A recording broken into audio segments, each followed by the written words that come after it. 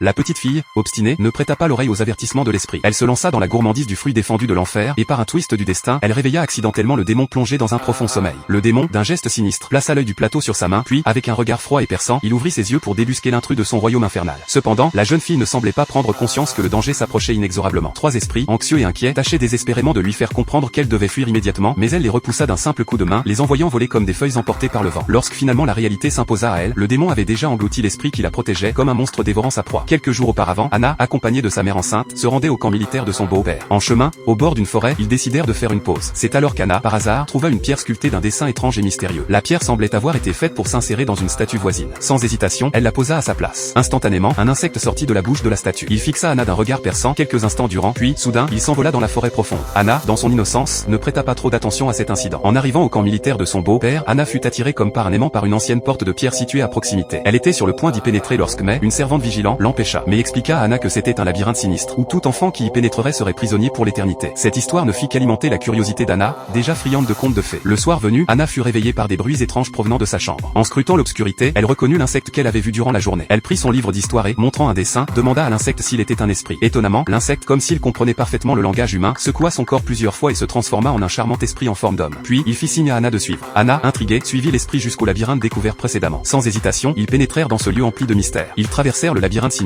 puis descendirent dans une caverne profonde. Anna appela, mais son cri se perdit dans le silence. Juste à ce moment, un monstre aux allures étranges apparut. Il avait la tête d'un bouc et le corps d'un homme. Le monstre sortit deux autres esprits d'une boîte attachée à sa ceinture. Les esprits dansèrent autour d'Anna, créant une danse étrange. En réalité, ce monstre, Bouc, était le gardien du royaume souterrain. Les arbres de la forêt et le vent le nommaient Pan. Pan s'adressa à Anna avec un air solennel, lui révélant qu'il cherchait depuis longtemps la princesse perdue du royaume souterrain. Et, à la grande surprise d'Anna, il lui annonça qu'elle était bien cette princesse. Anna, selon l'histoire que lui raconta Pan, était originairement devenue de ce royaume souterrain, un lieu paisible et harmonieux où la douleur et le mensonge étaient inconnus. Mais la princesse, avide d'aventure, avait souhaité découvrir le monde extérieur. Elle était donc partie furtivement. Malheureusement, la lumière aveuglante du soleil avait banni sa mémoire et aveuglé ses yeux. Elle était devenue finalement un amas d'ossements. Cependant, le roi, dans son inébranlable foi, était convaincu que la princesse reviendrait un jour. Anna était la réincarnation de cette princesse. Pan expliqua à Anna que cette porte était la seule voie pour retourner dans le royaume souterrain, mais qu'elle devait accomplir 3 tâches pour y accéder. Il lui remit alors un livre et lui demanda de l'ouvrir en privé. Dès son retour chez elle, Anna ouvrit le livre avec impatience. Sur les pages initialement blanches, des mots apparurent comme par magie. Il décrivait la première tâche. Suivant les indices, Anna se rendit à l'endroit indiqué et trouva un figuier mourant. Le livre disait qu'il y avait un énorme crapaud dans l'arbre. Anna devait introduire 3 pierres magiques dans la bouche du crapaud pour obtenir la clé d'or située sur son dos. Anna, résolue, enleva sa veste et se glissa dans le trou. L'intérieur était humide et boueux, et d'innombrables insectes répugnants se collèrent à elle. Tout à coup, elle entendit des halètements menaçants derrière elle. C'était le crapaud qu'elle cherchait. Cependant, le crapaud ne semblait intéressé que par l'insecte sur Anna. Anna, avec malice, mélangea l'insecte et les pierres magiques, puis l'utilisa pour attirer le crapaud. Le crapaud, sans résistance, avala les pierres magiques, et Anna put finalement obtenir la précieuse clé d'or.